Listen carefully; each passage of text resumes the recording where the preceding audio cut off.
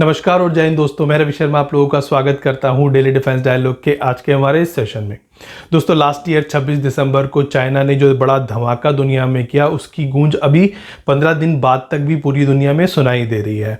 जहां पर एक तरफ अमेरिका के हाथ पांव कांप रहे हैं, तो भारत को इतना बड़ा सदमा लगा है कि भारत अभी सदमे से बाहर नहीं निकल पा रहा है। ये हम बात कर रहे हैं चाइना द्वारा 24 घंटे के अंतराल के दौरान 2 6th जनरेशन एयरक्राफ्ट के लॉन्चिंग के बारे में, जिसकी वजह से पूरी दुनिया में हड़कंप मच गया।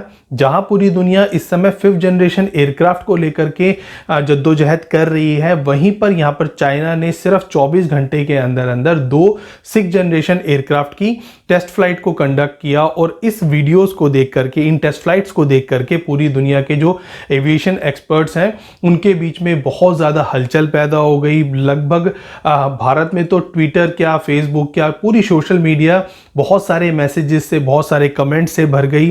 भारत जो कि चौथी पीढ़ी के एयरक्राफ्ट को लेकर के ही यहाँ पर बहुत सारी प्रॉब्लम्स यहाँ पर फेस कर रहा है, वहीं पर चाइना अभी 6th जनरेशन टेक्नोलॉजी के एयरक्राफ्ट को टेस्ट करना शुरू कर चुका है। तो भारत से चाइना आज के दिन में 30 से 40 साल आगे हो चुका है। और यहाँ पर यूएस को भी चाइना ने बहुत हद तक पछाड़ दिया है, क्योंकि यूएस का जो 6th जनरेशन एयरक्राफ्ट अभी बन रहा है वो भी इस समय इस स्टेज पर नहीं है कि उसकी कोई यहाँ पर टेस्ट फ्लाइट कंडक्ट की जाए। हालांकि बताया जाता है कि 2020 में यूएस ने अपने जो वो 6th जनरेशन एयरक्राफ्ट बना रहा है उसकी एक टेस्ट फ्लाइट कंडक्ट की थी, बट उसकी कोई वीडियोस, किसी तरह की इंफॉर्मेशन इस समय अवेलेबल नहीं है। तो चाइना ने यहाँ पर 26 दिसंबर को इन 2 एयरक्राफ्ट की टेस्ट फ्लाइट कंडक्ट की। और जो 26 दिसंबर है ये चाइना के लिए बहुत इंपॉर्टेंट तारीख भी मानी जाती है, क्योंकि ये चाइना की कम्युनिस्ट पार्टी के हेड माओ त्से तुंग की 131वीं यहाँ पर वर्षगांठ मनाई गई है। तो उसके उपलक्ष्य में इन दोनों एयरक्राफ्ट्स को चाइना ने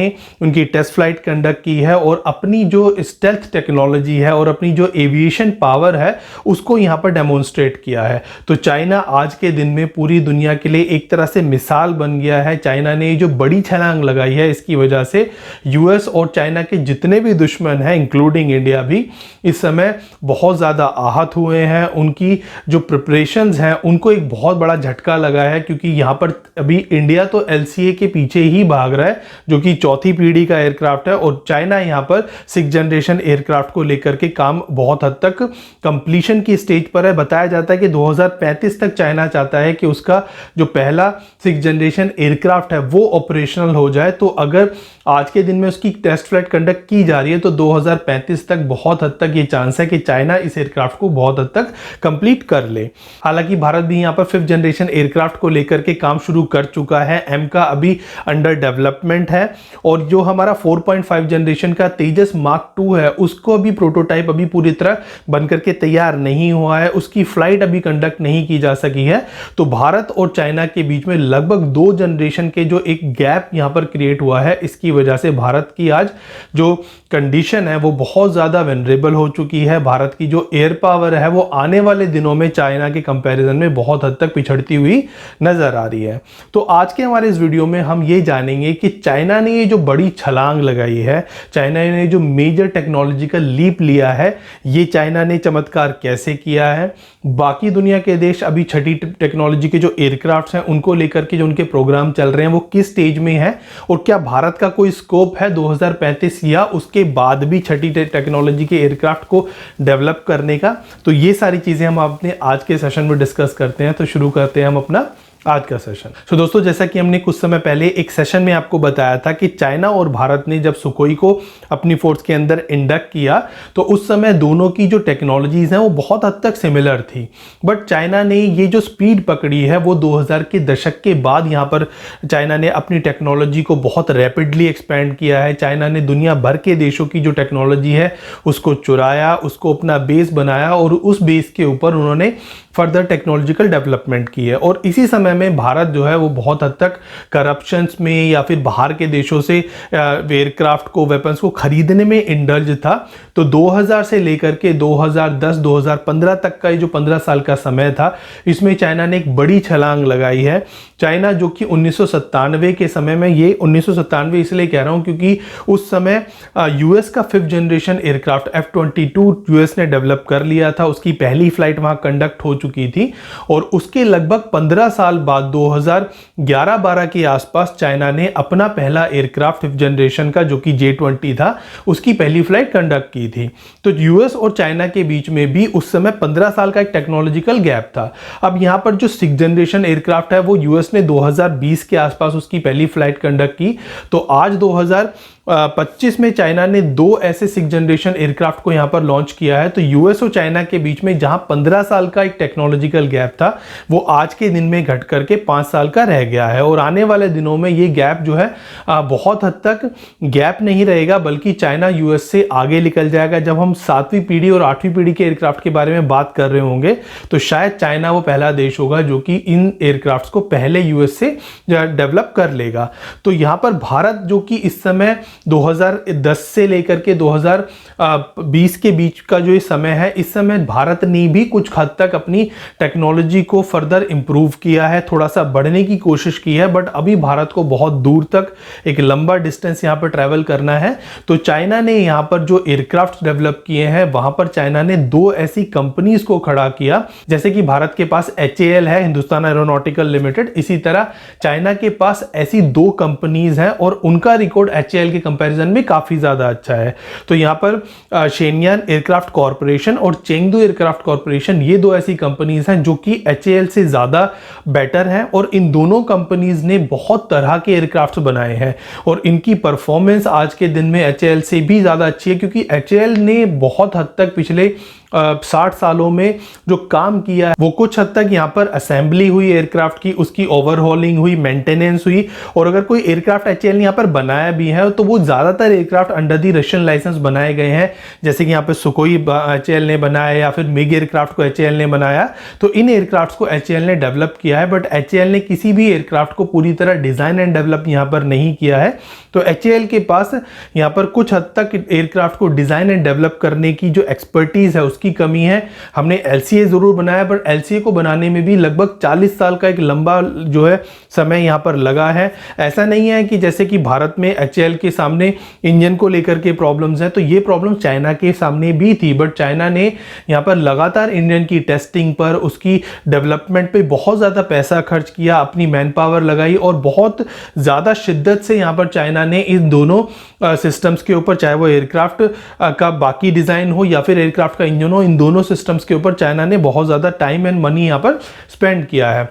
और भारत ऑलरेडी इस तरह की टेक्नोलॉजी पे काम करता है, क्योंकि भारत को जब क्रायोजेनिक इंजन की ज़रूरत थी, जब भारत को स्पेस में जाने के लिए रॉकेट्स की ज़रूरत थी, तो भारत ने खुद से डेवलप किया ना। तो क्या भारत यहाँ पर एयरक्राफ्ट का इंजन नहीं बना सकता था? बट शायद कहीं ना कहीं पॉलिटिकल विल नहीं थी, क्योंकि एयरक्राफ्ट्स या फिर वेपन्स को बाहर से खरीदने में जिस तरह के प्रॉफिट्स कुछ पॉलिटिकल पार्टीज को उस समय हुआ करते थे, आज से 10-20 साल पहले, तो उस वजह से भी HAL और इस तरह की जो हमारी डिफेंस कंपनीज हैं उनको बहुत हद तक बढ़ने के लिए जो एनवायरनमेंट की जरूरत थी वो प्रोवाइड नहीं कराया गया।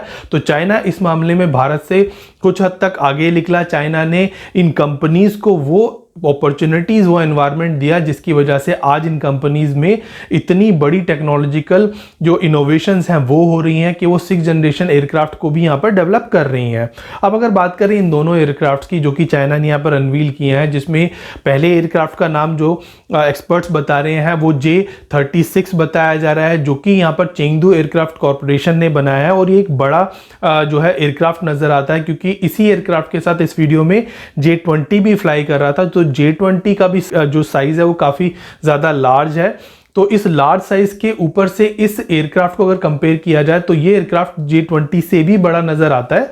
तो यहाँ पर दिखाई दे रहा है कि ये एयरक्राफ्ट का जो साइज है वो काफी बड़ा है। स्टेल्थ टेक्नोलॉजी नजर आ रही है, क्योंकि ये एयरक्राफ्ट डेल्टा कॉन्फ़िगरेशन से बना है, तो ये एक स्टेल्थ एयरक्राफ्ट है। यहाँ पर टेल्स नहीं है।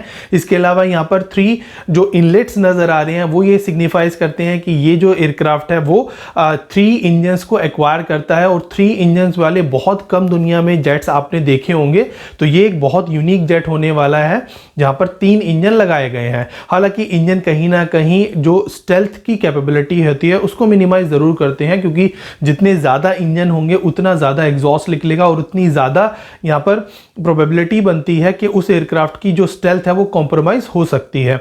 इसके अलावा इसके जो इंटरनल बे है वो नजर आ रही है, और ये एक लार्ज एयरक्राफ्ट है जिसकी कैपेबिलिटीज काफी ज्यादा अच्छी नजर आ रही है कि ये इसका जो पेलोड कैपेसिटी है वो काफी ज्यादा ज़्यादा हाई होने वाली है। तो इस तरह से ये एयरक्राफ्ट कुछ हद तक एक बॉम्बर नज़र आता है। हालांकि ये 6th जनरेशन टेक्नोलॉजी पे बेस्ड एयरक्राफ्ट ज़रूर नज़र आता है, बट इसकी जो एक्चुअल कैपेबिलिटीज़ हैं वो आने वाले दिनों में ही पता चलेंगी। इसके अलावा एक जो दूसरा एयरक्राफ्ट यहाँ पर चाइना ने अनवील किया है, जिसको शेनयार एयरक्राफ्ट कॉरपोरेशन ने बनाया है, और ये भी एक 6th जनरेशन टेक्नोलॉजी का एयरक्राफ्ट है जिसकी लैम्डा कॉन्फ़िगरेशन है। तो लैम्डा कॉन्फ़िगरेशन भी एक स्टेल्थ टेक्नोलॉजी वाली कॉन्फ़िगरेशन होती है, जहां पर जो रडार वेव्स हैं, रडार क्रॉस सेक्शन है, उसको मिनिमाइज किया जा सकता है। इसके अलावा ये छोटे साइज का एयरक्राफ्ट है और माना जा रहा है कि इसको चाइना आने वाले दिनों में अपने जो एयरक्राफ्ट कैरियर ऑपरेशंस है वहां पर यूज करने वाला है। दोनों ही एयरक्राफ्ट के अंदर AI ड्रिवन सिस्टम होगा, और अगर AI ड्रिवन सिस्टम होगा तो ये दोनों एयरक्राफ्ट आने वाले दिनों में जो विंग लॉन्गमैन कंसेप्ट है उसके ऊपर भी बेस्ड हो सकते हैं, जहां पर ये एयरक्राफ्ट आसपास के ड्रोन्स के एक तरह से कमांड एंड कंट्रोल सेंटर की तरह काम कर सकते हैं। तो अगर ऐसा हो जाता है तो ये एयरक्राफ्ट बहुत हद तक एक गेम चेंजर साबित होगा, स्पेशली जो साउथ एशियन रीजन्स हैं उसमें, और जो चाइना की जो महत्वाकांक्षाएं हैं आने वाले दिनों में सुपर पावर बनने की, उनको ये दोनों एयरक्राफ्ट जो हैं वो बहुत हद तक साकार करने में यहाँ पर चाइना की हेल्प करने वाले हैं। अब अगर बात करें यहाँ पर दुनिया भर के जो दूसरे देश हैं वो इस चीज़ को लेकर के क्या कर रहे हैं, तो दुनिया भर में बहुत सारे 6th जनरेशन टेक्नोलॉजी के प्रोग्राम्स चल रहे हैं। तो सबसे पहले आते हैं यूएस पर। तो यूएस यहाँ पर 2 प्रोग्राम्स को कंडक्ट किए हुए हैं, जिसमें पहला प्रोग्राम है नेगार्ड यानी कि नेक्स्ट जनरेशन एयर डोमिनेंस, और ये दुनिया का पहला 6th जनरेशन टेक्नोलॉजी पर बेस्ड प्रोग्राम था जो कि 2020 में यूएस ने लॉन्च किया था। तो इसके तहत जो एयरक्राफ्ट बनकर के आएगा 6ठी पीढ़ी का, वो यूएस एयरफोर्स यूज करेगी। इसी तरह यूएस नेवी भी इसी तरह का एक प्रोग्राम यहाँ पर लॉन्च किए हुए है, जिसके तहत यहाँ पर FA-XX नाम का एक प्रोग्राम यूएस चला रहा है, जिसके तहत एक 6th जनरेशन टेक्नोलॉजी का एयरक्राफ्ट यूएस नेवी के लिए बनाया जाना है। इसी तरह रशिया भी यहाँ पर मिखोयन PAK-DP नाम का 6th जनरेशन टेक्नोलॉजी पर बेस एयरक्राफ्ट बना रहा है। इसके अलावा कुछ यहाँ पर ग्रुपिंग्स भी हैं देशों की, जो कि अपने 2 से 3 देशों का मिलकर के एक कंसोर्टियम चला रही हैं, जैसे कि यहाँ पर फ्रांस, जर्मनी और स्पेन एक प्रोग्राम चला रहे हैं जिसका नाम FCAS है, यानी कि फ्यूचर कॉम्बैट एयर सिस्टम। इसी तरह यहाँ पर जापान, इटली और यूके भी इसी तरह का एक प्रोग्राम चला रहे हैं जिसका नाम GCAP है, यानी कि ग्लोबल कॉम्बैट एयर प्रोग्राम। तो इस दोनों ही प्रोग्राम में 6th जनरेशन टेक्नोलॉजी के जो एयरक्राफ्ट्स हैं वो बनाए जाएंगे, और इन दोनों प्रोग्राम्स का खुला ऑफर यहाँ पर भारत को भी दिया गया है। तो भारत भी इन दोनों प्रोग्राम्स को ज्वाइन कर सकता है अगर भारत चाहता है तो ये दोनों प्रोग्राम्स आने वाले दिनों में हो सकता है भारत ज्वाइन करे, और हो सकता है कि भारत अपने इंडिविजुअल लेवल पर भी इन प्रोग्राम्स को जो है अपने खुद के प्रोग्राम को यहाँ पर डेवलप करे। क्योंकि भारत में भी हम आए दिन इस तरह की बहुत सारी न्यूज़ सुनते रहते हैं कि जहाँ पर DRDO और उसकी लेबोरेटरीज आज से ही अपने इंडिविजुअल लेवल पर बहुत सारी ऐसी टेक्नोलॉजीज डेवलप कर रही हैं जो कि 6th जनरेशन एयरक्राफ्ट के अंदर यूज की जा सकती हैं। जैसे कि यहाँ पर विंग लॉन्गमैन कंसेप्ट है, उसको लेकर के यहाँ पर काम हो रहा है। इसके अलावा यहाँ पर स्टेल्थ टेक्नोलॉजी को इंप्रूव करने के लिए काम हो रहा है, AI ड्रिवन सिस्टम्स के ऊपर काम हो रहा है। तो ये सारी टेक्नोलॉजी जो कि 6th जनरेशन एयरक्राफ्ट के अंदर यूज की जाने वाली हैं वो आज के दिन में भारत में भी डेवलप की जा रही हैं। और जब ये सारा टेक्नोलॉजीज डेवलप हो जाएंगी और हम अपना 6th जनरेशन एयरक्राफ्ट का प्रोग्राम लॉन्च करेंगे तो ये सारी टेक्नोलॉजीज उस समय 6th जनरेशन एयरक्राफ्ट के अंदर यूज होंगी। तो जो 6th जनरेशन एयरक्राफ्ट को जो बनाने का हमारा टाइम पीरियड है वो उस समय बहुत हद तक मिनिमाइज किया जा सकेगा।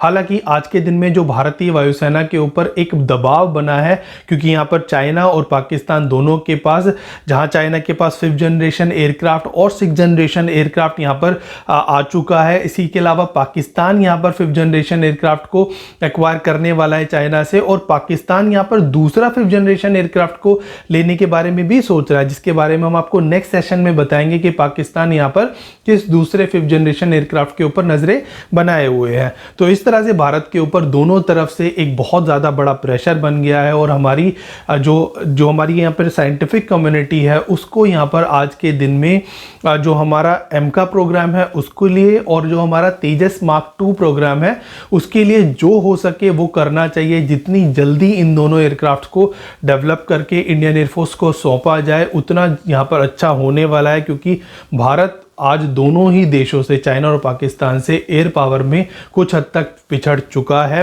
चाइना से तो हम बहुत पीछे हैं और पाकिस्तान भी हमें आने वाले दिनों में बहुत ज़्यादा एक बड़ा टेक्नोलॉजिकल गैप और भारत और पाकिस्तान के बीच में यहाँ पर बन जाएगा जब पाकिस्तान के बेड़े में 5th जनरेशन एयरक्राफ्ट शामिल हो जाएगा।